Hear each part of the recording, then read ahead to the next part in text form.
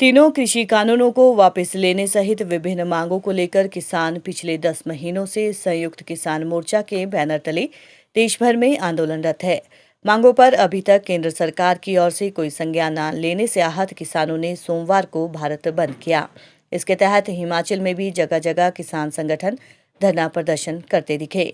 राजधानी शिमला में किसान मोर्चा और सीपीआईएम ने विक्ट्री टनल पर चक्का जाम किया और केंद्र सरकार के खिलाफ जमकर नारेबाजी की। इस दौरान वाहनों की आवाजाही पूरी तरह से बंद कर दी गई, जिससे दोनों तरफ से लंबा जाम लगा। किसान नेता कुलदीप तंवर ने कहा कि आज 3 कृषि काले कानूनों को राष्ट्रपति के हस्ताक्षर कर कानून का रूप देने के बाद 1 साल हो गया है और इन तीनों काले कानूनों के खिलाफ देश भर का किसान 10 महीने से धरने पर बैठा है, जिसके समर्थन में सोमवार को भारत बंद का ऐलान किया गया है और देश भर में किसान धरने पर बैठे हैं और हिमाचल में भी 37 जगहों पर प्रदर्शन किए जा रहे हैं और इन काले कानूनों को वापस लेने की मांग की जा रही है। उन्होंने कहा कि हिमाचल में जो फल अनाज का उत्पादन होता है उस पर भी न्यूनतम मूल्य नहीं मिल रहा है और जैसे केरल में 16 फल और अनाज पर न्यूनतम मूल्य दिया जा रहा है, वैसे ही हिमाचल सरकार भी यहां सेब सहित अन्य फलों और अनाज पर भी न्यूनतम मूल्य तय करने के लिए कानून लाए। इन सभी मांगों को लेकर जल्द ही प्रदेश के किसान संगठनों का सम्मेलन होगा और आगे की रूपरेखा तय की जाएगी।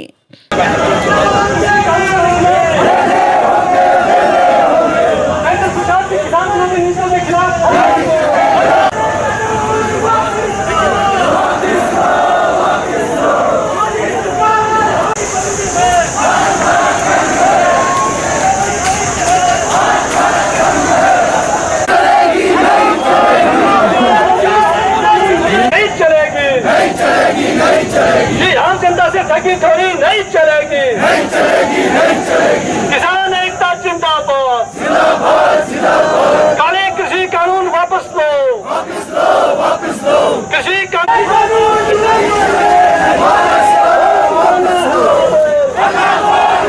किसान मजदूरों की एकता जिंदाबाद, जिंदाबाद, जिंदाबाद। ये किसानों को झगड़ा नहीं चलेगा, नहीं चलेगा, नहीं चलेगा। जैसा आपको मालूम है कि आज जो भारतवर्ष के अंदर किसान आंदोलन चला है, संयुक्त किसान मोर्चा के आह्वान पर पूरे भारतवर्ष के अंदर आज गुजरात से लेकर त्रिपुरा तक, केरल तमिलनाडु से लेकर हिमाचल प्रदेश और जम्मू कश्मीर तक हर जगह धरना प्रदर्शन और राज्य स्तर के ऊपर सड़कों के ऊपर जाम लगा है। कई जगह व्यापारियों ने उसके ऊपर बंद रखा है, कई जगह ट्रांसपोर्टर ने बंद रखा है। उसी तरह आज हिमाचल प्रदेश के अंदर भी लगभग सभी जिलों में आज बंद भी रहेगा और वहाँ धरना प्रदर्शन भी होंगे। हिमाचल में कम से कम 35 से 40 जगह पर इस समय धरना प्रदर्शन और बंद चले हैं। पूरे हमारा शिमला जिला और वहाँ किन्नौर तक अगर जाएं और मंडी, कुल्लू, हर स्तर के ऊपर और कांगड़ा स्तर के ऊपर, हमारे फतेहपुर, इंदौरा से लेकर चंबा में हर जगह पर ये भारत बंद और धरना प्रदर्शन चले हैं। आप लोगों को साथियों मालूम है कि आज से पूरे 10 महीने पहले 27 सितंबर को, जो 5 जून को 3 कृषि कानून पे केंद्रीय सरकार कोरोना काल में ऐसे संकट के समय में एक अध्यादेश लाई थी, वो सितंबर के अंतिम सप्ताह के अंदर वो कानून बने और आज 27 सितंबर को पिछले साल 2020 में राष्ट्रपति के इस पे हस्ताक्षर हुए थे, तो उसका पूरा 1 वर्ष हुआ है। और 26 अक्टूबर के बाद जो निरंतरता में दिल्ली के चारों तरफ अलग अलग रोड्स के ऊपर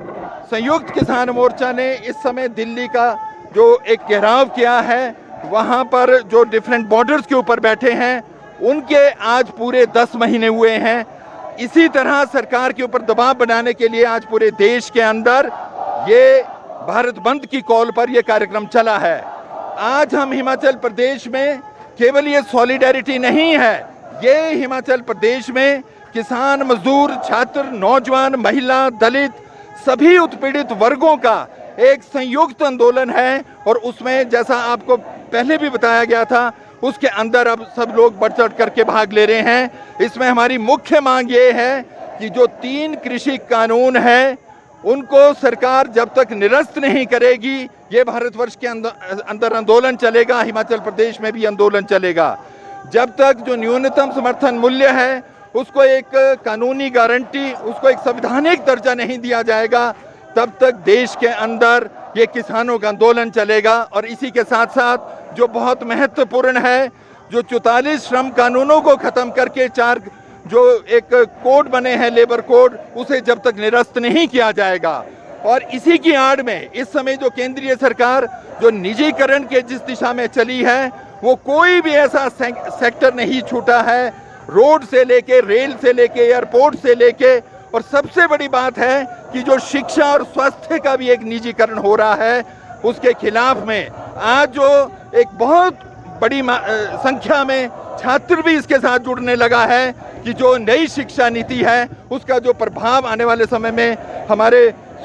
आने वाली पीढ़ी के ऊपर पड़ेगा, इस निजीकरण के दौर में ये सब मुद्दे इन के साथ जुड़ते आए हैं। आज संयुक्त किसान मोर्चा ने पूरे देश के अंदर एक आह्वान किया था कि जो लगभग 500 से ज़्यादा इसके अंदर संगठन जुड़े हैं, उसके अलावा जो विभिन्न आंदोलन है, विभिन्न जन संगठन है, उसमें विशेष रूप से जो 10 हमारी केंद्रीय ट्रेड यूनियंस हैं, और उसके अलावा छात्र, नौजवान, महिला, आदिवासी, दलित, वो सभी वर्ग आज इस आंदोलन का एक हिस्सा बना है। और ये आज हिमाचल प्रदेश के अंदर उन 3 कानूनों का असर हमें दिखने को मिल गया है। आज एकदम हिमाचल प्रदेश में जो हमारा क्षेत्र है, कांगड़ा से लेकर और पोंटा तक, जहां पर इस समय धान बिल्कुल तैयार है, उनका ध्यान 1 सप्ताह के अंदर अगर नहीं बिकेगा तो वो किसान बर्बाद हो जाएगा। और इस कानूनों की वजह से पंजाब ने जिस समय तक जिस किसान के पास एक आधार कार्ड और उसका पर्चा ततीमा ज़मीन का पंजाब से संबंधित नहीं है, तो धान को खरीदना बंद कर दिया है। हिमाचल प्रदेश में आज धान को खरीदने वाली एक भी मंडी नहीं है। पिछले दिनों मंड क्षेत्र में इसमें बहुत बड़ा एक आंदोलन जो केवल आज तक रुका था, आज के बाद बड़े पैमाने पर जाएगा। आप लोगों को पता है कि हिमाचल प्रदेश में जो हमारी 5,000 करोड़ से ज़्यादा की इकॉनमी है,